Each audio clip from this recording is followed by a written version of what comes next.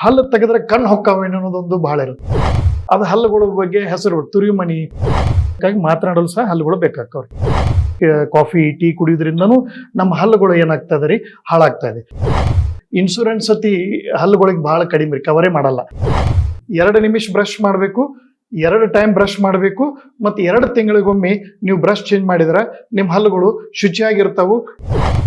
ನೀವು ನೋಡ್ತಾ ಇದ್ದೀರಾ M2 ಹೆಲ್ತ್. ನಾನು ರಕ್ಷಾ. ಇವತ್ತಿನ ನಮ್ಮ ಈ ವಿಶೇಷ ಎಪಿಸೋಡ್ ನಲ್ಲಿ ಹಲ್ಲಿನ ಆರೋಗ್ಯದ ಬಗ್ಗೆ ನಾವು ಮಾತಾಡ್ತಿದೀವಿ. ಯಾಕೆ ಒಬ್ಬ ಮನುಷ್ಯನಿಗೆ ಹಲ್ಲುಗಳು ಬಹಳ ಬಹಳ ಮುಖ್ಯ ಆಗತ್ತೆ, ಹಲ್ಲಿನ ಆರೋಗ್ಯವನ್ನ ನಾವು ಎಷ್ಟರ ಮಟ್ಟಿಗೆ ಕಾಪಾಡ್ಕೋಬೇಕು, ಜೊತೆಗೆ ಇತ್ತೀಚಿನ ದಿನಗಳಲ್ಲಿ ಸಾಕಷ್ಟು ಹಲ್ಲಿನ ಸಮಸ್ಯೆಗಳನ್ನ ಚಿಕ್ಕ ಮಕ್ಕಳಿಂದ ಹಿಡಿದು ದೊಡ್ಡವರು ಕೂಡ ಅನುಭವಿಸ್ತಾ ಇದ್ದಾರೆ. ಯಾಕೆ ಇಷ್ಟೊಂದು ಸಮಸ್ಯೆಗಳು ಹಲ್ಲುಗಳನ್ನ ಕಾಡ್ತಾ ಇದೆ, ನಮ್ಮ ಡಯಟ್ ಯಾವ ರೀತಿ ಇರಬೇಕು, ನಮ್ಮ ಆಹಾರ ಕ್ರಮದಲ್ಲಿ ಏನಾದ್ರೂ ವ್ಯತ್ಯಾಸ ಆಗಿದೆಯಾ, ಸೊ ನಾವೇ ಸ್ವಯಂಕೃತ ಅಪರಾಧ ಮಾಡ್ಕೊಂಡು ನಮ್ಮ ಹಲ್ಲುಗಳನ್ನ ಒಸಡುಗಳನ್ನ ಹಾಳು ಮಾಡ್ಕೋತಾ ಇದೀವ, ಏನ್ ನಡೀತಾ ಇದೆ ಹಲ್ಲಿಗೆ ಸಂಬಂಧಪಟ್ಟ ಹಾಗೆ ಇವತ್ತು ಅನ್ನೋದ್ರ ಬಗ್ಗೆ ಸಾಕಷ್ಟು ವಿಚಾರಗಳನ್ನ ಇನ್ಫಾರ್ಮೇಶನ್ ತಿಳಿಸ್ಕೊಡೋದಕ್ಕೆ ನಮ್ಮ ಜೊತೆ ಡಾಕ್ಟರ್ ವಿದ್ಯಾಧರ್ ಪಥರ್ ಅವರಿದ್ದಾರೆ. ಅವರನ್ನ ಕಾರ್ಯಕ್ರಮಕ್ಕೆ ವೆಲ್ಕಮ್ ಮಾಡೋಣ. Sir, welcome to the show. ನಮಸ್ತೆ. ಹೇಗಿದ್ದೀರಾ ಸರ್? ಆರಾಮದಿರ ಸರ್, ನಾನು ಹೇಳ್ತಿದ್ದೆ ಹಲ್ಲಿನ ಆರೋಗ್ಯ ಎಷ್ಟು ಮುಖ್ಯ, ಜೊತೆಗೆ ನಾವೇ ಮಾಡ್ತಿರುವಂತ ತಪ್ಪುಗಳಿಂದ ನಮ್ಮ ಹಲ್ಲುಗಳನ್ನ ನಾವ್ ಯಾವ ರೀತಿ ಹಾಳು ಮಾಡ್ಕೋತಿದೀವಿ ಅಂತ. ನಾವ್ ಇದನ್ನ ಮಾತಾಡೋದಕ್ಕೂ ಮುಂಚೆ ಹಲ್ಲುಗಳ ಉಪಯೋಗದ ಬಗ್ಗೆ ಮಾತಾಡೋಣ. ಯಾಕೆ ನಮಗೆ ಹಲ್ಲುಗಳು ಬಹಳ ಮುಖ್ಯ ಆಗತ್ತೆ, ಏನೇನು ಯೂಸಸ್ ಇದೆ ಹಲ್ಲುಗಳಿಂದ? ಬಹಳಷ್ಟು ಜನಕ್ಕೆ ನಮ್ಮ ಹಲ್ಲುಗಳ ಉಪಯೋಗಗಳ ಬಗ್ಗೆನ ಅಷ್ಟು ತಿಳುವಳಿಕೆ ಇರಂಗಿಲ್ರಿ. ಬಹಳ ಹೇಳ್ಬೇಕಂದ್ರ, ಹೇಗೆ ಒಂದು ಊರಿಗೆ ಒಂದು ತೊಲಬಾಗ್ಲತ್ತಿರುತ್ತೋ, ಗುಡಿಗೆ ಒಂದು ಗರ್ಭಗುಡಿಗೆ ಒಂದು ದ್ವಾರ ಅಂತಿರುತ್ತೋ, ಹಾಗೆ ರೀ ನಮ್ಮ ಇಡೀ ಶರೀರಕ್ಕೆ ನಮ್ಮ ಬಾಯಿಯ ಆರೋಗ್ಯ ಬಹಳ ಮುಖ್ಯ ಆಕ್ಕವ್ರಿ. ಅದ್ರೊಳಗೆ ಹಲ್ಲುಗಳ ಉಪಯೋಗಗಳು ಬಹಳಷ್ಟು ಜನಕ್ಕೆ ಗೊತ್ತಿರಂಗಿಲ್ರಿ. ಮೇಜರ್ ಅಂದ್ರೆ ಹಲ್ಲುಗಳ ಉಪಯೋಗ ಅಂದ್ರೆ ಫಸ್ಟಿಗೆ ಊಟ ಮಾಡಲು ನಾವು ತಿಂದಂತ ಆಹಾರ ಜೀರ್ಣವಾಗಿ ಅರಿದು ತಿನ್ನಬೇಕಾತಂದ್ರೆ ನಮಗೆ ಹಲ್ಲುಗಳು ಬಹಳ ಬೇಕಾಕ್ಕವ್ರಿ.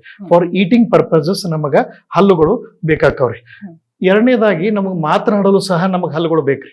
ನೀವು ಬೇಕಾದ್ರೆ ಅಬ್ಸರ್ವ್ ಮಾಡಿ ನೋಡ್ರಿ, ಹಲ್ಲುಗಳ ನಡು ಗ್ಯಾಪ್ ಇದ್ದವ್ರು ಇದ್ರಂದ್ರ ಅಥವಾ ಉಬ್ಬು ಹಲ್ಲುಗಳು ಇದ್ದು ಅಂದ್ರ, ಹಲ್ಲು ಬಾಯಿ ಒಳಗಿತ್ತಂದ್ರ ಅವ್ರ ಮಾತುಗಳು ತೊದಲ್ತಿರ್ತಾವ್ರಿ. ಎಷ್ಟೋ ಜನಕ್ಕೆ ತಾವು ಎದಕ್ಕೆ ತೊದಲಿಸ್ ಮಾತಾಡ್ತಾರೆ, ಎದಕ್ಕೆ ಅವ್ರಿಗೆ ಮಾತಾಡಕ್ ಸರಿಯಾಗಿ ಬರ್ತಾ ಇಲ್ಲ ಅನ್ನೋದಾಗ ಗೊತ್ತಿರಂಗಿಲ್ಲ. ನಾವು ಸರಿಯಾಗಿ ಮಾತನಾಡ್ಬೇಕಾದ್ರ ನಮಗೆ ಹಲ್ಲುಗಳು ಬೇಕಾಕವ್ರಿ. ನಾವು ಮನಿಯೊಳಗೆ ಬೇಕಾದ್ರೆ ಅಜ್ಜಿ ಒಳಗತ್ತಿ ನೋಡ್ರಿ, ಬಾಯಿ ಒಳಗ ಹಲ್ಲು ಇರ್ಲಿಲ್ಲ ಅಂದ್ರ ಮಮ್ಮ ಅಂತ ಹೇಳಿ ಅವ್ರು ಮಾತಾಡೋದು ನಮಗೆ ಏನ್ ಅನ್ನೋದನ್ನ ಗೊತ್ತಾಕಿರಂಗಿಲ್ಲ. ಸೊ ಮಾತನಾಡಲು ಸಹ ನಮಗೆ ಹಲ್ಲುಗಳು ಬೇಕು. ನೆನ್ಪಿಟ್ಕೋರಿ, ನಮ್ಮ ಎಕ್ಸ್ಪ್ರೆಷನ್ಸ್ ನಮಗೆ ಏನ್ ಬೇಕು ಬೇಡ ಹೇಳ್ಬೇಕಂದ್ರೆ ನಾವು ಮಾತಾಡ್ಬೇಕು. ಸೊ ಮಾತಾಡ್ಲಿಲ್ಲ ಅಂದ್ರ ನಿಮ್ ಬಾಯಿ ಒಳಗೆ ಸರಿಯಾಗಿ ಹಲ್ಲು ಇರ್ಲಿಲ್ಲ ಅಂದ್ರ ನಿಮ್ಗೆ ಎದುರಿಗಿದ್ದವ್ರಿಗೆ ನಿಮ್ಮ ಕಮ್ಯುನಿಕೇಶನ್ ಪ್ರಾಬ್ಲಮ್ ಚಾಲು ಆಗುತ್ತೆ. ಸೊ ಅದಕ್ಕಾಗಿ ಮಾತನಾಡಲು ಸಹ ಹಲ್ಲುಗಳು ಬೇಕಾಕವ್ರಿ. ಮೂರನೇದು ಎದಕ್ಕಪ್ಪ ಅಂತಂದ್ರ ನಾವು ಸುಂದರವಾಗಿ ಕಾಣಲು ಸಹ ಹಲ್ಲುಗಳು ಬೇಕಾಕವ್ರಿ. ಬಹಳ ಮಂದಿಗೆ ಅದಾಗ ಗೊತ್ತಿರಂಗಿಲ್ರಿ. ಹಲ್ಲು ಬಾಯಿ ಒಳಗೆ ಇರ್ಲಿಲ್ಲ ಅಂತಂದ್ರಿ ಹೆಂಗಂತಾರಂದ್ರ, ಬಾಯಿ ಈಗ ನಮ್ಗೊಂದ್ 4-5 ಹಲ್ಲು ಮುಂದ್ ಇರ್ಲಿಲ್ಲ ಅಂದ್ರೆ ಓವರ್ ಏಜ್ ಗತೆ ಕಾಣಕ್ ಚಾಲು ಆಕವ್ರಿ. ಮುಂದಿನ ಹಲ್ಲು ಇರ್ಲಿಲ್ಲ ಅಂದ್ರ, ಬ್ಯಾಕ್ ಸೈಡ್ ಹಲ್ಲುಗಳು ಇರ್ಲಿಲ್ಲ ಅಂದ್ರ ಗಲ್ಲೆಲ್ಲ ಒಳಗಡೆ ಹೋಗಿ ನಾವು ಓವರ್ ಏಜ್ ಗತೆ, ನನಗೆ 25 ವಯಸ್ಸು ಇರ್ತಂದ್ರೂ ನಾನು 40 ಗತೆ ಕಾಣಕ್ ಚಾಲು ಆಗ್ತೇನ್ರಿ. ಸೊ ನಾವು ಸುಂದರವಾಗಿ ಬಾಯಿ ಒಳಗೆ ಹಲ್ಲು ಇರಕ ನಕ್ರ ಅಂದ್ರಿ, ಹಲ್ಲು ಬಿಗತ್ತೆ ರೀ, ಬಚ್ಚ ಬಾಯಿ ಗತೆ ಕಾಣಕತ್ರ ಅಂದ್ರ ನಮ್ಮನ್ನ ನಾವು ಚಂದಂಗೆ ಕಾಣಕ್ ಹಾಕಿರಂಗಿಲ್ಲ. ನೀವು ಎಷ್ಟೋ ಜನರು ನೋಡ್ರಿ ಬರೀ ಸ್ಮೈಲ್ ದಿಂದನ ಅವ್ರನ್ನ ಅಟ್ರಾಕ್ಟ್ ಮಾಡ್ತಿರ್ತೀವಿ. ಸೊ ಹಲ್ಲುಗಳು ಇರ್ಲಿಲ್ಲ ಅಂತಂದ್ರ ನಮ್ಮನ್ನ ನಾವು ಪ್ರೆಸೆಂಟೇಶನ್ ಮಾಡಕೊಳಕ್ ಹಾಕಿರಂಗಿಲ್ಲ. ಬಹಳಷ್ಟು ಜನ ನೋಡ್ರಿ, ನೀವು ನಗು ಮುಂದ ಮಾಡು ಮುಂದ ಖರ್ಚಿ ಪಡುದು, ಓಡ್ನಿ ಇಟ್ಟು ನಗುದು ಮಾಡ್ತಿರ್ತಾರೆ. ಯಾಕಂದ್ರೆ this word is very inferiority complexity ಬಹಳ ಬೆಳಿತೈತಿ. ಸೊ ಅವ್ರು ಎಲ್ಲರೂ ಫೋಟೋ ಗೀಟೋದಾಗ ಹೋಗ್ಬೇಕಾದ್ರೂ ಹಿಂದೋಗಿ ನಿಂದಿರೋದು, ಯಾವ್ದಾರ ಸ್ಕೂಲ್ದಾಗ ಕಾಂಪಿಟೇಷನ್ ದಾಗ ಭಾಗವಹಿಸ್ಬೇಕಾದ್ರ ಹಿಂದೋಗಿ ನಿಂದಿರೋದು, ಇದು ಚಾಲು ಆಕತಿ. ಎಲ್ಲ ಅವ್ರಿಗೆ ಮತ್ತೆ ಹೆಸರು ಕೂತ್ ಬಿಡ್ತಾವ್ರಿ. ಹಲ್ಲುಬಿ ನಾಗ್ಯ, ಹಲ್ಲುಡಿ ನಾಗು, ಹಲ್ಲು ಬ್ಯಾನ್ಪತ್, ಹಿಂಗ ಅವ್ರವ್ರ ಹೆಸರು ಜೋಡಿ ಅದು ಹಲ್ಲುಗಳ ಬಗ್ಗೆ ಹೆಸರು ತುರಿಮಣಿ. ಅವ್ರಿಗೆ ದೋಸ್ತರುಗಳನ್ನು ಚೀಟ್ ಮಾಡಕ್ ಅಂದ್ರೆ ಕಾಡ್ಸಕ್ ಚಾಲು ಮಾಡ್ತಾರೆ. ಸೊ ಅದಕ್ಕಾಗಿ ಏನಾಗತ್ತಲ್ರಿ, ನಾವು ಪ್ರೆಸೆಂಟೇಶನ್ ಮಾಡ್ಕೋಬೇಕಂತಂದ್ರು ನಮಗ್ ಹಲ್ಲುಗಳು ಬೇಕಾಗ್ತಾವ್ರಿ. ಸೊ ಅದಕ್ಕಾಗಿ ಮೇನ್ ಊಟ ಮಾಡಕ್ರಿ. ಬಹಳಷ್ಟು ಜನಕ್ಕೆ ನೆನ್ಪಿಡ್ರಿ, ಹಲ್ಲುಗಳು ಇರ್ಲಾರ್ದನ ಹಂಗ ನಾವು ನುಂಗಾಕತ್ತೀವಿ ಅಂದ್ರೆ ಜೀರ್ಣಶಕ್ತಿ ಸರಿಯಾಗಿ ಆಗಂಗಿಲ್ಲ. ಸೊ ಜೀರ್ಣಶಕ್ತಿ ಆಗ್ಲಿಲ್ಲ ಅಂದ್ರ ಬಹಳಷ್ಟು ಪ್ರಾಬ್ಲಮ್ ಏನ್ ಆಕವ್ರಿ ಅಂದ್ರ, ಊಟ ಮಾಡಿದ್ದ ಮಗುವಿಗೆ ನೀವು ಟಿಫಿನ್ ಡಬ್ಬಿ ಎತ್ತಿ ಕಟ್ಟಿಕೊಟ್ರ ಊಟನ ಮಾಡಂಗಿಲ್ಲ. ಊಟ ಬರೀ ನುಂಗುದ್ರಿಂದ ಅಸಿಡಿಟಿ ಆಗಿಬಿಡ್ತೈತಿ. ಅಸಿಡಿಟಿ ಇಂಡೈಜೆಷನ್ ಆಗೋದ್ರಿಂದ ವೀಕ್ನೆಸ್, ಅಜೀರ್ಣ ಶಕ್ತಿ ಕಡಿಮೆ ಆತಂದ್ರ IQ ಲೆವೆಲ್ ಹೆಚ್ಚಾಗಂಗಿಲ್ರಿ. ಸೊ ಊಟ ಮಾಡಕ್ರಿ, ನಾವು ಮಾತನಾಡಕ್ರಿ, ಮತ್ತು ನಾವು ಸುಂದರವಾಗಿ ಕಾಣಲು ಇವು ಮೂರು ನಮ್ ಜೀವನ ಪರ್ಯಂತ ಬೇಕಾಕವ್ರಿ. ನಮ್ಮನ್ನ ನಾವು ಮಾಡ್ಕೋಬೇಕಂದ್ರ, ಇರ್ಲಿಲ್ಲ ಅಂದ್ರೆ ನಮ್ಗೆ ಆಹಾರ ಕಡಿಮೆ ಸೇವನೆ ಆತಂದ್ರ ನಾವು ನಿಶಕ್ತಿ ಆಗಕ್ ಚಾಲು ಆಗತ್ತೆ. ಒಂದಾಗ ಒಂದು ರೋಗಗಳು ಬರಕ್ ಚಾಲು ಆಗ್ತಾವ್ರಿ. ಸೊ ಅದಕ್ಕಾಗಿ ನಮ್ಮ ಬಾಯಿಯ ಆರೋಗ್ಯ, ನಮ್ಮ ಹಲ್ಲುಗಳ ಆರೋಗ್ಯ ಬಹಳ ಮುಖ್ಯ ಆಗುತ್ತೆ. Sir, very nice. ನೀವು ಹೇಳಿದ್ದು ಅಫ್ಕೋರ್ಸ್ ಎಲ್ಲಾನು ಬಹಳ ಉಪಯುಕ್ತವಾಗಿರುವಂತದ್ದು. ಬಟ್ ಇತ್ತೀಚಿನ ದಿನಗಳಲ್ಲಿ ನೀವು ನೋಡಿದ ಹಾಗೆ ನಾವು ಕಳೆದ 2 ದಶಕಗಳಿಗೆ ಹೋಲಿಸಿದ್ರೆ 20 ವರ್ಷದಲ್ಲಿ ಹಲ್ಲಿನ ಸಮಸ್ಯೆಗಳು ಹೆಚ್ಚಾಗಿದ್ಯಾ? ಹೆಚ್ಚಾಗಿದ್ರೆ ಯಾವೆಲ್ಲ ಸಮಸ್ಯೆಗಳು ಹೆಚ್ಚಾಗಿದೆ, ಯಾಕೆ ಹೆಚ್ಚಾಗಿದೆ ಅಂತ ಹೇಳ್ತೀರಾ? ಹೇಗಿದ್ದೀರಿ ಮೇಡಮ್ ಅವ್ರ? ಇತ್ತಿತ್ಲಾಗತ್ತ ನಾವು ನಮ್ಮ ಲೈಫ್ ಸ್ಟೈಲ್ ಇದಕ್ಕೆ ಬಹಳ ಇಫೆಕ್ಟ್ ಬರ್ತಾ ಇದೆ. ನಾವು ನಡೀತಾ ಇರೋದು ಈಗ ಎಂತ ಹಳ್ಳಿಗಳು ಹೋದ್ರು ರೀ ನಿಮಗೆ ಕುರ್ಕುರಿ ಮುರುಮುರಿ ಚಿಪ್ಸ್ ಎಲ್ಲವೂ ಸಿಗುತ್ತೆ ರೀ. ಮೊದಲು ನಾವು ದೊಡ್ಡ ದೊಡ್ಡ ಸಿಟಿಗೆ ಬಂದ್ರೆ ಮಾತ್ರ ನಮಗ ಚಾಕ್ಲೇಟ್ಸ್ ಅದು ಇದು ಸಿಗುವುದು ಇರ್ತಿತ್ತು. ಈಗ ಈಸಿಲಿ ಅವೈಲೇಬಲ್ ಆಗ್ಬಿಟ್ಟವ್ರಿ. ಸೊ ಅತಿಯಾದ ಸಿಹಿ ತಿಂಡಿ ಪದಾರ್ಥಗಳು ಜಂಕ್ ಫುಡ್ ಸೇವನೆದಿಂದ ಏನಾಗ್ತದೆ ರೀ, ಮೊದಲು ಅದರ ಮನಿ ಒಳಗಿನ ಆಹಾರ ಬಗ್ಗೆ ಹೆಚ್ಚಿತ್ರಿ. ನಿಮಗೆ 2 ಡಿಕೇಡ್ ಹಿಂದ್ಗಡೆ ದಶಕದ ಹಿಂದ್ಗಡೆ ಮನಿ ಒಳಗಿನ ಆಹಾರ ಪದ್ಧತಿಗಳ ಬಗ್ಗೆ ಹೊರಗಡೆ ಅಷ್ಟಕ್ಕೊಂದು ಅಂಗಡಿಗಳು ಇರ್ತಿದ್ದಿಲ್ರಿ, ಮಾಲ್ಗಳು ಇರ್ತಿದ್ದಿಲ್ಲ. ಈಗ ಪ್ರತಿ ಸಣ್ಣ ಊರಲ್ಲೂ ನಿಮಗೆ ಇದು ಆಗಿದೆ ರೀ. ಈಗ ನೀವು ಎಂತ ಮಾಟಿಗೆ ಹೋಗ್ತೇನಂದ್ರು ರೀ, ಲಾಸ್ಟ್ ನೀವು ಬರುವಾಗ ಅಲ್ಲೇ ಚಾಕ್ಲೇಟ್ಸ್ ಇಟ್ಬಿಟ್ಟಿರ್ತಾರ, ಹುಡುಗರು ಕಾಡಿ ಒಂದು ತಗೋಬೇಕಂತ ಹೇಳಿ.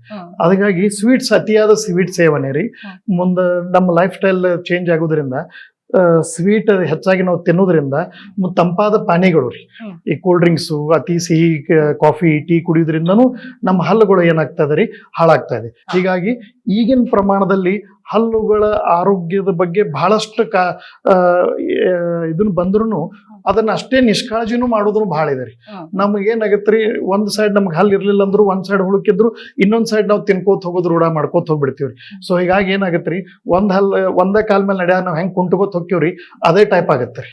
ಸೊ ಹೀಗಾಗಿ ನಮ್ಗೆ ಹಲ್ಲುಗಳು ಈಗಿನ ದಶಕದಾಗ ಯಾಕೆ ಹೆಚ್ಚಾಗುತ್ತೆ ಅಂದ್ರೆ ನಮ್ಮ ಲೈಫ್ ಸ್ಟೈಲ್ ರೀ. ನಾವು ಅತಿಯಾಗಿ ಸಿಹಿ ಪದಾರ್ಥಗಳ ಸೇವನೆ ಮತ್ತು ತಂಪಾದ ಪಾನೀಯಗಳ ಸೇವನೆ ಮತ್ತು ಅದರ ಕಡೆ ತೋರಿಸುವ ನಿಷ್ಕಾಳಜಿ ಬಗ್ಗೆದಿಂದ ಈಗಿನ ಹಲ್ಲಿನ ರೋಗಗಳು ಉಲ್ಬಣಗಕ್ಕೆ ಕಾರಣ ಆಗ್ತಾ ಇದೆ. ಸರ್, ಈಗ ನೀವು ಹೇಳಿದ್ರೆ 20 ವರ್ಷದ ನಿಮ್ಮ ಅನುಭವ ಏನಿದೆ, 20 ವರ್ಷದ ಪ್ರಾಕ್ಟೀಸ್ ನಲ್ಲಿ ನೀವು ಸ್ಟಾರ್ಟಿಂಗ್ ನಿಮ್ಮ ಕರಿಯರ್ ಆರಂಭ ಮಾಡಿದ್ದಕ್ಕೂ ಈಗ ನೀವು ನೋಡ್ತಾ ಇರೋ ಪೇಷಂಟ್ ಗಳಲ್ಲೂ ಇರುವಂತಹ ಡಿಫ್ರೆನ್ಸಸ್ ಇರ್ಬೋದು, ಇರುವಂತಹ ಸಮಸ್ಯೆಗಳಿರ್ಬೋದು, ಯಾವ್ದೆಲ್ಲ ಹೆಚ್ಚಾಗಿದೆ, ಯಾವ್ದೆಲ್ಲ ಹೊಸ ಸಮಸ್ಯೆ ಬಂದಿದೆ ಅಂತ ಈಗ 2026 ಅಲ್ಲಿ? ಹೌದು, 2006 ಕಂಪೇರ್ ಮಾಡಿದ್ರೆ. ಹೌದು, ಈಗ ನಾನು 20 ವರ್ಷದಿಂದ ಪ್ರಾಕ್ಟೀಸ್ ಮಾಡೋದ್ರೊಳಗ್ರಿ ಅವೇರ್ನೆಸ್ ಡೆಂಟಲ್ ಬಗ್ಗೆ ಹೆಚ್ಚು ಬಂದಿದೆ, ಅಷ್ಟೇ ಪೇಷಂಟ್ಸ್ ಹೆಚ್ಚಾಗ್ಯಾವ್ರಿ. ನೀವು ಬೇಕಾದ್ರೆ ಅಬ್ಸರ್ವ್ ಮಾಡಿ ನೋಡ್ರಿ, ಇನ್ಶೂರೆನ್ಸ್ ಅತಿ ಹಲ್ಲುಗಳಿಗೆ ಬಹಳ ಕಡಿಮೆ ಕವರೇ ಮಾಡಲ್ಲ. ಯಾಕಂದ್ರೆ 90% ನೀವು ಜನಸಂಖ್ಯೆ ತಗೊಂಡ್ರಂದ್ರ ಅದ್ರೊಳಗೆ 90% ಪೀಪಲ್ ಏನಾಗಿದೆ ಅಂದ್ರೆ ಹಲ್ಲುಗಳ ಪ್ರಾಬ್ಲಮ್ ಇದ್ದೇ ರೀ. ಸೊ ಅಷ್ಟು ನಮ್ದು ಸ್ವಲ್ಪ ನಿಷ್ಕಾಳಜಿನೂ ಇದೆ ರೀ. ಈಗೀಗ ಅವೇರ್ನೆಸ್ ಬರೋದ್ರಿಂದ ಪೇಷಂಟ್ ಫ್ಲೋನು ಹೆಚ್ಚಾಗ್ಯಾವ್ರಿಗೆ. ಮೊದಲ ರೂಟ್ ಕೆನಾಲ್ ಹೇಳೋದಾಗ್ಲಿ ಅಥವಾ ಹಲ್ಲು ಕ್ಲೀನ್ ಮಾಡಿಸೋದಾಗ್ಲಿ ಅಥವಾ ಹಲ್ಲುಗಳ ಬ್ರಷಿಂಗ್ದಾಗ್ಲಿ ನಾವು ಹೇಳ್ಬೇಕಾದ್ರೆ ಬಹಳಷ್ಟು ತ್ರಾಸ ಆಕೈತ್ರಿ. ಈಗ ಬಹಳಷ್ಟು ಮೀಡಿಯಾಗಳು ಇರೋದ್ರಿಂದ ಎಲ್ಲಾ ಕಡೆ ನೋಡಿದ್ರು ಸಹ ಅಷ್ಟೇ ನಿಷ್ಕಾಳಜಿನೂ ಇದೆ ರೀ. ನಾವು ಒಂದೇ ಟೈಮ್ ಬ್ರಷ್ ಮಾಡೋದು, ಬೆಳಗ್ಗೆ ಒಂದ್ಸಲ ಬ್ರಷ್ ಮಾಡಿದ್ರೆ ನಾವು ಮತ್ತೆ ಬೆಳಗ್ಗೆ ಮರದಿನ ಮುಂಜಾನೆನೇ ಮಾಡೋದು, ಅದು ನಮ್ಗೆ ಹೋಗು ವರ್ಕ್ ಅರ್ಜೆಂಟ್ ಒಳಗೆ ನಾವು ಹೆಂಗ್ ಬೇಕು ಹಂಗ್ ಬ್ರಷ್ ಮಾಡೋದು, ಮೆಥಡ್ ಸರಿಯಾಗಿಲ್ಲದ್ದು, ಏನ ತಿಂದ್ರು ನಾವು ನೀರಿನಿಂದ ಬಾಯಿ ಮುಕ್ಕಳಿಸ್ಲಾರದು, ಇದೆಲ್ಲವೂ ಏನಾಗ್ತಾ ಇದೆ ರೀ, ಹಲ್ಲುಗಳ ರೋಗಗಳು ಹೆಚ್ಚಾಗ್ತಾ ಇದೆ ರೀ. ಈಗಂತೂ ಅತಿಯಾದ ತಂಬಾಕು ಸೇವನೆ ರೀ, ಬಿಡಿ ಸೇವನೆ, ಇದ್ರೆಲ್ಲದ್ರಿಂದನೂ ಬಾಯಿ ಕ್ಯಾನ್ಸರ್ ರೋಗಗಳು ಹೆಚ್ಚಾಗ್ತಾ ಇದೆ. ಮಕ್ಕಳಲ್ಲೂ ಸಹ ಸ್ವೀಟ್ಸ್ ಅತಿಯಾಗಿ ಹೆಚ್ಚು ತಿನ್ನೋದ್ರಿಂದ ರೀ ಆಗಿಂದಾಗನ ರೀ ಬ್ಲೀಡಿಂಗ್ ಗಮ್ಸ್ ಬರೋದ್ರಿ, ಬಾಯಿ ದುರ್ವಾಸನೆ ಬರುವುದು, ಹಲ್ಲುಗಳು ಸೆನ್ಸಿಟಿವಿಟಿ ರೀ. ಎಷ್ಟೋ ಜನಕ್ಕೆ ಟೀ ಕಾಫಿ ನೀರ ಕುಡಿಯಕ್ ಬರಂಗಿಲ್ಲ, ನೀರ್ ಹೀಗೆ ಹಿಡಿದು ಕುಡಿತಿರ್ತಾರೆ. ಯಾಕಂದ್ರಿ ಅವ್ರಿಗೆ ಅಷ್ಟು ಹಲ್ಲುಗಳು ಸೆನ್ಸಿಟಿವಿಟಿ ಆಗ್ತಾ ಇದೆ. ಅತಿಯಾದ ಕೋಲ್ಡ್ ಮತ್ತು ಹೀಟ್ಗೆ ಎಕ್ಸ್ಪೋಸ್ ಆಗಿರಿ ಹಲ್ಲುಗಳು ಮೇಲಿನ ಎಲ್ಲ ಸವಕಳೆ ಆಗಿ ಅವ್ರಿಗೆ ಅಷ್ಟು ತ್ರಾಸ ಆಗ್ತದೆ. ಹೀಗೆ ಹೆಚ್ಚಾಗ್ತಾ ಇದೆ ರೀ ಈಗಿರೋ ಪ್ರೆಸೆಂಟ್. ಅವೇರ್ನೆಸ್ ಹೆಚ್ಚಾಗಿ ಪೇಷಂಟ್ ಹೆಚ್ಚಾಗಿ ಗೊತ್ತಿಲ್ಲ, ಬಟ್ ಅಷ್ಟೇ ಅದ್ರ ಬಗ್ಗೆ ಮೂಢನಂಬಿಕೆಗಳೂ ಇದೆ ರೀ, ಅಷ್ಟೇ ನಿಷ್ಕಾಳಜಿನೂ ಇದೆ ರೀ.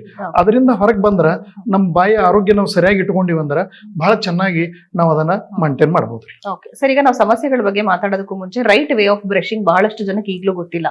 ಕೆಲವರು ಈಗ 2 ನಿಮಿಷದ ಮೇಲೆ ಬ್ರಷ್ ಮಾಡಬಾರ್ದು ಅಂತ ಹೇಳ್ತಾರೆ, ಅಂದ್ರೆ ನಾನು ನೋಡಿರೋ ಪ್ರಕಾರ ಕೇಳಿರೋ ಪ್ರಕಾರ. ಬಟ್ ತುಂಬಾ ಜನ 5 ನಿಮಿಷ, ಕೆಲವರು 10 ನಿಮಿಷದವರೆಗೂ ಹಲ್ಲು ಉಜ್ತಾನೆ ಇರ್ತಾರೆ. ಜಾಸ್ತಿ ಬ್ರಷ್ ಮಾಡಿದಷ್ಟು ಹಲ್ಲುಗಳು ಚೆನ್ನಾಗಾಗತ್ತೆ ಅನ್ನೋದು ಒಂದು ಮಿತ್ ಇರ್ಬೋದು. ಸೊ ರೈಟ್ ವೇ ಆಫ್ ಬ್ರಷಿಂಗು, ಆಮೇಲೆ ಆ ಡ್ಯೂರೇಷನ್ ಎಷ್ಟಿರ್ಬೇಕು ಅಂತ ನೀವು ಒಂಚೂರು ನಮ್ಮ ವೀಕ್ಷಕರಿಗೆ ತೋರಿಸ್ಕೊಟ್ರೆ ಹೆಲ್ಪ್ ಆಗುತ್ತೆ. ಡೆಫಿನೆಟ್ಲಿ ನನ್ನ ಮುಖ್ಯವಾದ ಗುರಿ ರೀ, ನಾನು ನಿಮ್ ಚಾನಲ್ ಥ್ರೂ ಬಂದು ಇದನ್ನ ಹೇಳ್ಬೇಕಂತಂದ್ರೆ ರೀ ಮೇನ್ ಬ್ರಷಿಂಗ್ ಟೆಕ್ನಿಕ್ ಯಾವ ಟೈಪ್ ಬ್ರಷ್ ಮಾಡ್ಬೇಕು ಅನ್ನೋದು ಹೇಳ್ತೀನಿ ರೀ.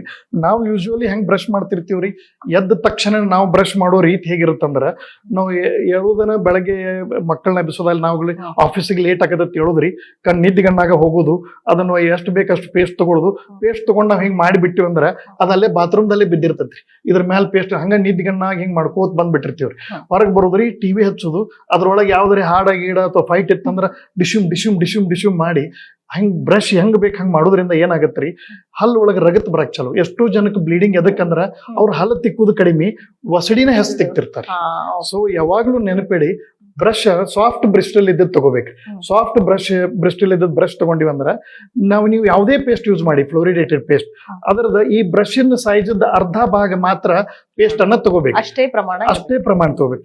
ನಾವು ಇವತ್ತು ಹೇಳಿವಂತ ನಾನು ಮನೆಗೆ ಹೋಗಿ ಬ್ರಷ್ ತಗೊಂಡು ಎಲ್ಲಾ ಪೇಸ್ಟ್ ತಗೊಂಡು ಹುಯ್ಯತ್ ಹಾಕೊಂಡು ಬ್ರಷ್ ಮಾಡೋದಲ್ಲ. ಸ್ವಲ್ಪ ಅದಕ್ಕೆ ಇದ್ರದ್ದು ಏನ್ ಬ್ರಿಸ್ಟಲ್ ಇರುತ್ತಲ್ಲ ಅದರ ಅರ್ಧ ಮಾತ್ರ ತಗೊಂಡು ಪೇಸ್ಟ್ ತಗೊಂಡು ಒಂದ್ ಸ್ವಲ್ಪ ಟ್ಯಾಪ್ ಮಾಡ್ಬೇಕು. ಟ್ಯಾಪ್ ಮಾಡೋದ್ರಿಂದ ಅದು ಕೆಳಗಡೆ ಹೋಗುತ್ತೆ, ಕೆಳಗಡೆ ಬೀಳಲ್ಲ ರೀ.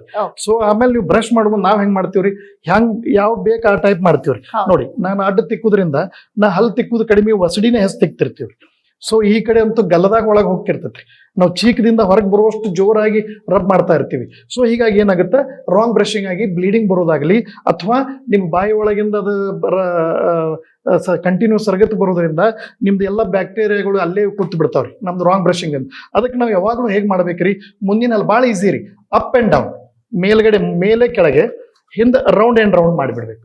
ಇದರಿಂದ ಏನಾಗುತ್ತೆ, ನಿಮ್ದು ಎಲ್ಲವೂ ಹಲ್ಲುಗಳ ನಡುವೆ ಇರೋ, ನಾವು ಬ್ರಷ್ ಯೂಸ್ ಮಾಡೋದು ಉದ್ದೇಶನ ಹಲ್ಲುಗಳ ನಡು ಕುಳಿತಂತ ಪದಾರ್ಥ ಹೋಗ್ಲಿ ಅಂತ ಹೇಳಿ. ಎಷ್ಟೋ ಜನ ಬರಳದಿಂದ ಬ್ರಷ್ ಮಾಡ್ತಿರ್ತಾರೆ. ಬರಳದಿಂದ ಬ್ರಷ್ ಮಾಡಬಾರ್ದ್ರಿ, ಬ್ರಷನ್ನೇ ಯೂಸ್ ಮಾಡಬೇಕು. ಎರಡು ಹಲ್ಲಿಗಳ ನಡು ಇರುವಂತ ಪದಾರ್ಥ ಹೋಗ್ಲಿ ಅಂತ ಮಾಡೋದ್ರಿಂದ ನಾವು ಅದನ್ನ round and round, up and down ಮಾಡಿ, ನೀವು ಈ ಮೇಲ್ಗಡೆ ಭಾಗನ ಇಷ್ಟು ಮಾಡಿದ್ರೆ ಸಾಕು. ಇದನ್ನ ಹಾಕಿ ಹಿಂಗೆ ಒಳಗೊಜ್ಜಬೇಡಿ, ಸ್ವಲ್ಪ ಜಸ್ಟ್ ಇಷ್ಟೇ ಮಾಡಿದ್ರೆ ಹಲ್ಲಿನ ಮೇಲ್ಭಾಗದ ಭಾಗ ಎಲ್ಲವೂ ಕ್ಲೀನ್ ಆಗುತ್ತೆ. ನೆನಪಿಡಿ, 2 ನಿಮಿಷ ಬ್ರಷ್ ಮಾಡಿ.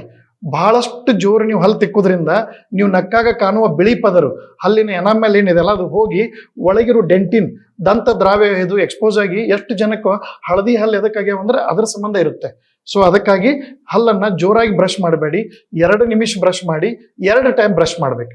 ಬೆಳಗ್ಗೆ ಮತ್ತು ರಾತ್ರಿ ಮಲಗುವ ಮುಂಚೆ ಬ್ರಷ್ ಮಾಡಬೇಕು. ಮತ್ತು ಪ್ರತಿ 2 ತಿಂಗಳಿಗೊಮ್ಮೆ ಬ್ರಷ್ ಅನ್ನ ಚೇಂಜ್ ಮಾಡುತ್ತೆ ಬರೀ. ಅದಕ್ಕೆ ನಾವು ಅದನ್ನ ಹೇಳೋದು ಬ್ರಷಿಂಗ್ದು 2-2-2 ನೆನಪಿಡಿ. 2 ನಿಮಿಷ ಬ್ರಷ್ ಮಾಡಬೇಕು, 2 ಟೈಮ್ ಬ್ರಷ್ ಮಾಡಬೇಕು, ಮತ್ತು 2 ತಿಂಗಳಿಗೊಮ್ಮೆ ನೀವು ಬ್ರಷ್ ಚೇಂಜ್ ಮಾಡಿದ್ರೆ ನಿಮ್ಮ ಹಲ್ಲುಗಳು ಶುಚಿಯಾಗಿರ್ತಾವು. ಯಾವುದೇ ರೀತಿಯ ನಿಮ್ಮ ಹಲ್ಲುಗಳ ಮೇಲೆ ಹಲ್ಲುಗಳು ಹುಳುಕಾಗೋದಾಗಲಿ, ಸೆನ್ಸಿಟಿವಿಟಿ ಆಗೋದಾಗಲಿ, ಬ್ಲೀಡಿಂಗ್ ಆಗೋದಾಗಲಿ ಆಗೋದಿಲ್ಲ. ಸರ್, ಈಗ ಮದ್ಯಪಾನ ಹಾಗೇನೆ ಧೂಮಪಾನ, ಅತಿ ಹೆಚ್ಚು ಕಾಫಿ ಟೀ ಕುಡಿಯುವಂತ ಅಭ್ಯಾಸ ಇರೋರ್ ಹಲ್ಲುಗಳು ಬೇಗ ಹಾಳಾಗ್ತಾವ ಅಥವಾ ಏನ್ ಸಮಸ್ಯೆ ಬರುತ್ತೆ ಅವ್ರಿಗೆ ಅಂತ? ಏನಾಗತ್ರಿ, ತಂಬಾಕು ಸೇವನೆ ಮತ್ತು ಗುಟ್ಕಾ ಈ ಮಾವ ತಿನ್ನೋದ್ರಿಂದ, ಅತಿ ಸಿಗರೇಟ್ ಸೇವನದಿಂದ ಏನಾಗತ್ರಿ, ಹಲ್ಲುಗಳು ಬಹಳಷ್ಟು ಸೆನ್ಸಿಟಿವಿಟಿ ಆಗಿಬಿಡುತ್ತೆ. ಏನಾಗುತ್ತೆ, ಅದರ ತಿನ್ನೋದ್ರಿಂದ ಆಗ್ಲಿ ಅಥವಾ ಅತಿ ಕಾಫಿ ಟೀ ಕುಡಿಯೋದ್ರಿಂದ ಬಾಯಿಯೊಳಗೆ ನಾವು ಕುಡಿದಂತ ಬಿಳಿ ಪದಾರ್ಥ ಅದು ಬ್ಯಾಕ್ಟೀರಿಯಾ ಪ್ಲಾಕ್ ಜೋಡಿ ಕೂಡಿ ಅಸಿಡ್ ಫಾರ್ಮೇಶನ್ ಮಾಡಿ ಹಲ್ಲುಗಳು ಸವಕಳಿ ಆಗುತ್ತವೆ. ಅವ್ರಿಗೆ ನೀವು ನೆನಪಿಡ್ರಿ, ತಂಬಾಕು ಇದನ್ನ ತಿನ್ನೋರಿಗೆ ಹಲ್ಲುಗಳು ಅಂತರನೇ ಆಗಿಬಿಟ್ಟಿರ್ತದೆ.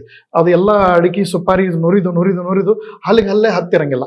ಸೊ ಹೀಗಾಗಿ ಏನಾಗುತ್ತೆ, ಸ್ಟೇನ್ಸ್ ಬರ್ತಾ ಇರುತ್ತೆ. ನೀವು ಅವ್ರು ನೋಡಿ ನಕ್ರ ಸಾಕು, ಅವ್ರು ನೋಡೋಣ ನಿಮ್ಗೆ ಒಂಥರ ಅವ್ರ ಬಗ್ಗೆ ನಿಮ್ಗೆ ಬ್ಯಾಡ್ ಇಂಪ್ರೆಷನ್ ಬಂದ್ಬಿಡುತ್ತೆ. ಅವ್ರು ನೋಡಿ ನಕ್ರ ಅಂದ್ರೆ ಯಾಕಂದ್ರೆ ಅಷ್ಟು ಕಲಿ ಕೂತಿರ್ತೈತಿ. ಅದರಿಂದ ಬಾಯಿ ದುರ್ವಾಸನೆ, ಎಷ್ಟು ದೂರ ನಿಂತು ಮಾತಾಡಿದ್ರು ಬಾಯಿ ಸ್ಮೆಲ್ ಭಾಳ ಇರ್ತೈತ್ರಿ. ಸೊ ಬಾಯಿ ದುರ್ವಾಸನೆ, ಬ್ಲೀಡಿಂಗ್ ಗಮ್ಸು ಬರ್ತಾ ಇರ್ತದೆ, ಅಷ್ಟೇ ಸ್ಟೇನ್ಸ್ ಹೊಲಸ್ ಕಾಣ್ತಾ ಇರುತ್ತೆ. ಇದರಿಂದ ಏನಾಗತ್ರಿ, ಅವ್ರಿಗೆ ಬಾಯಿ ಆರೋಗ್ಯ, ಬಾಯಿ ಹುಣ್ಣುಗಳು ಬರಕ್ ಚಲೋ ಆಗುತ್ತೆ. ಬಿಳಿ ಪ್ಯಾಚು, ವೈಟ್ ಪ್ಯಾಚ್ ಬರುತ್ತೆ ಮೇಡಮ್. ನೀವು ನೆನಪಿಡ್ರಿ, ಈಗ ಹೈಯೆಸ್ಟ್ ಕ್ಯಾನ್ಸರ್ಗಳು ನಿಮಗೆ ಯಾವುದೇ ಡಿಟೆಕ್ಟ್ ಆಗೋದಿದ್ರು ಮೌತ್ ಕ್ಯಾನ್ಸರ್ಸ್ ಬಹಳ ಆಗ್ತಾ ಇದೆ ರೀ. ಈಗ ಈ ಕಡೆ ಹಳ್ಳಿ ಭಾಗದ ಕಡೆನೂ ರೀ, ಹೆಣ್ಮಕ್ಳು ಸಹ ತಂಬಾಕು ಇಟ್ಕೊಳ್ಳೋದು, ತಂಬಾಕು ಸುಪಾರಿ ತಿನ್ನೋದನ್ನ ಬಹಳ ಇದೆ ರೀ. ಸೊ ಅದರಿಂದ ಏನಾಗತ್ರಿ, ಹಲ್ಲುಗಳು ಅಲ್ಲಿ ಎಲ್ಲಿ ಇಟ್ಕೊಂತಾರಲ್ರಿ ಅಲ್ಲಿ ಅದು ಬಿಳಿ ಪ್ಯಾಚ್ ಆಗಿಬಿಡುತ್ತೆ. ಬಿಳಿ ಪ್ಯಾಚ್ ಅಥವಾ ವೈಟ್ ಪ್ಯಾಚ್ ಆಗಿ ಅಲ್ಸರ್ಸ್ ಆಗುತ್ತೆ. ಬಾಯಿ ಹುಣ್ಣಿನ ಬಗ್ಗೆ ನೀವು ಇಮ್ಯಾಜಿನ್ ಮಾಡಕ್ ಸಾಧ್ಯ ಇಲ್ಲ. ಅವ್ರಿಗೆ ಏನೂ ಕುಡಿಯಕ್ ಬರ್ತಿರಂಗಿಲ್ಲ, ತಿನ್ನಕ್ ಬರ್ತಿರಂಗಿಲ್ಲ. ಸೊ ಹೀಗಾಗಿ ಬಾಯಿ ಹುಣ್ಣಾಗಿ ಕ್ಯಾನ್ಸರ್ ಪ್ರಭಾವ, ಬಾಯಿ ಕ್ಯಾನ್ಸರ್ ರೀತಿ ಹೆಚ್ಚಾಗತ್ತೆ. ಸೊ ಅದಕ್ಕಾಗಿ ಅದನ್ನ ಅವ್ರು ಅವಾಯ್ಡ್ ಮಾಡಿದ್ರೆ ಬಹಳ ಚೆನ್ನಾಗಿರುತ್ತೆ.